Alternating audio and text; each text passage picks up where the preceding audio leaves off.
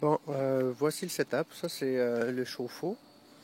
Fait que dans le fond, si tu vois la tuyauterie en arrière, ici, là, ça, c'est l'eau qui vient après la filtration. Ça veut dire que quand l'eau est filtrée dans le sable, là, il sort par là.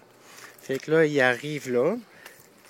Puis là, il rentre ici. C'est soit que je veux allumer le chauffage, fait qu'il passe par là, pour rentrer, être réchauffé, puis ressortir par là. Ou bien, si je ferme ce circuit-là ici, ben, l'eau passe, il vient d'ici après être filtré, quand il est propre. Il vient ici, il repasse par là, puis il rentre ici. Fait que où est-ce qu'il revient pour aller à la piscine? Tu vois le tuyau qui s'en va là, ici, là, celui-là, il retourne à la piscine. Donc là, tu coupes le tuyau ici, tu as les détails, la longueur qu'il faut que tu coupes là, de ça. Là. Donc, tu as tous les détails. Là. La longueur que tu dois couper ici, puis ici aussi, je pense. Parce que là, tu mets le sensor. Fait que dans le fond, ici, il faudrait mettre comme un genre d'une partie ici de plastique où est-ce que ça rentre ce sensor-là. C'est lui qui prend la quantité de sel dans l'eau, puis la chaleur, la température de l'eau et tout ça. Puis après ça, ben, ça rentre ici, fait que la cellule ici, puis elle, c'est qui génère le sel. Puis tu as le fil ici du sensor, puis tu as le fil de la cellule. Ceux-là rentrent à l'intérieur.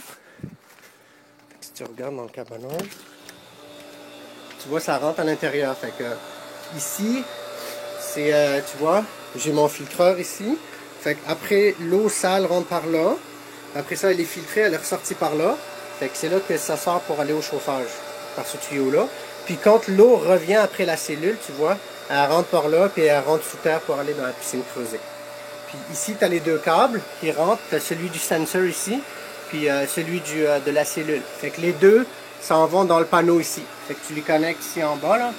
Il y a un qui ressemble à un genre de fil de téléphone, puis l'autre, ben, il est vraiment buildé dedans. Puis à l'intérieur, ben, c'est ça. Tu la mets à 50%, ça. 50%, ça veut dire génère 50% de capacité. Si tu le mets à 100%, la durée de vie va diminuer. Avec 50%, tu devrais faire 5 ans. Ici, quand elle est à off, tu l'allumes à auto. Si tu veux faire comme un genre de super clonarisation là, pour nettoyer l'eau si elle est très sale, tu la mets ici en haut, elle va générer plus de chlore pendant 24 heures et elle va se remettre à auto après 24 heures automatiquement. Fait que quand tu reviens, tu remets le bouton en auto, toi, c'est tout.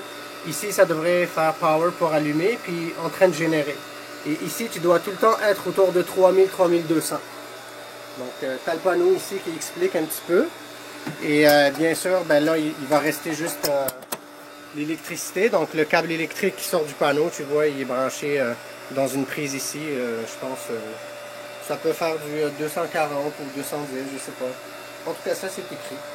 Fait que c'est ça, un petit peu le setup. Tu vois, moi, ici, j'ai le tuyau du drain de fond, puis j'ai le tuyau de l'écumoire qui rentre là-dedans. Après ça, il rentre dans le moteur. Le moteur redonne ça au filtre. Ici, j'ai ma sortie vers l'extérieur pour pour jeter l'eau à l'extérieur. Puis ici, ben, il revient vers le chauffe-eau puis la cellule de sel. Là. Fait que c'est ça. Ben, j'espère que ça répond à toutes tes questions.